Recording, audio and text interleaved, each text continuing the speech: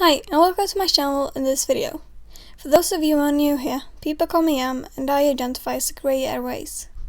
My mission with this channel is to educate the world on everything aromantic and asexual. In today's video, what is the aromantic and asexual spectrum? The ace and aro spectrum are very similar. Therefore, almost every identity you find under one of them, you also find under the other. Because of this, I'm going to go through both the asexual and aromantic spectrum at the same time. Let's start with the broader terms. If you imagine the spectrum as a line, you'd see asexual and aromantic on the far left, and allosexual or aromantic on the far right. Everything in between is grey sexual or grey romantic. So the more on the left you are, the less sexual or romantic attraction you feel. This means that if you're ace or aro, you don't feel any attraction at all. If you're allo, you always feel attraction. And if you're grey, you might feel attraction sometimes and sometimes not. Grey. Grey can be used as an umbrella term for everything in between allo and ace or aro. If you look closer, you find identities that are more specific and might fit in better if you feel like you're not fully aro or ace and not fully allo, but want something more specific than grey. Demis. Demis is when you don't feel attracted to someone until after a close bond has been established. For example, a deep friendship or romantic relationship. This does not mean that you are saving yourself or are prude. It means that you literally don't feel that kind of attraction until that bond has been made. Fray. Fray is when you feel attraction to someone when you first meet, but it fades over time. It is basically the opposite of Demis. Akali.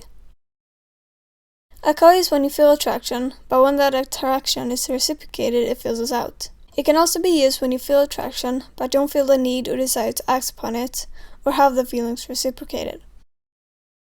WTF Romantic.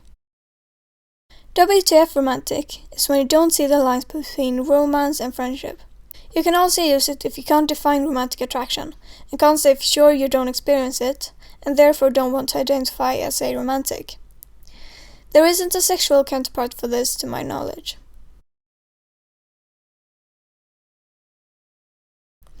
Akoisexual is when you get aroused by and enjoy sexual things like pornography and erotica, but don't picture yourself as part of the situation and have no desire to be. The romantic counterpart is when you fantasize about having a romantic relationship and falling in love, even though this is something you might not want in reality.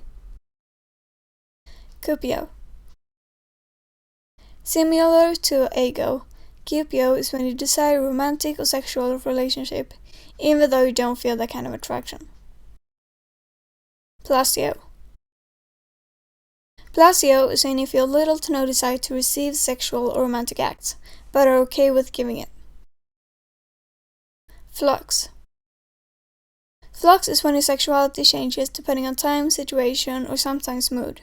Basically, you can go all over the spectrum and never really have one label that you feel comfortable with all the time. So why would you need all these labels and boxes to fit into? For some people it can be comfort, and for others it can be stressful. Personally, I find it easier to grasp what I'm feeling and not feeling if I break my sexuality down into smaller boxes. It helps me feel more normal and helps me understand how I work. I hope you enjoyed this video and learned something new. If you have any questions regarding aromanticism, asexuality, or anything in between, feel free to reach out to me. Links are in the description. That was everything for today's video. Don't forget to subscribe and leave a like, and I'll see you the next time. Bye!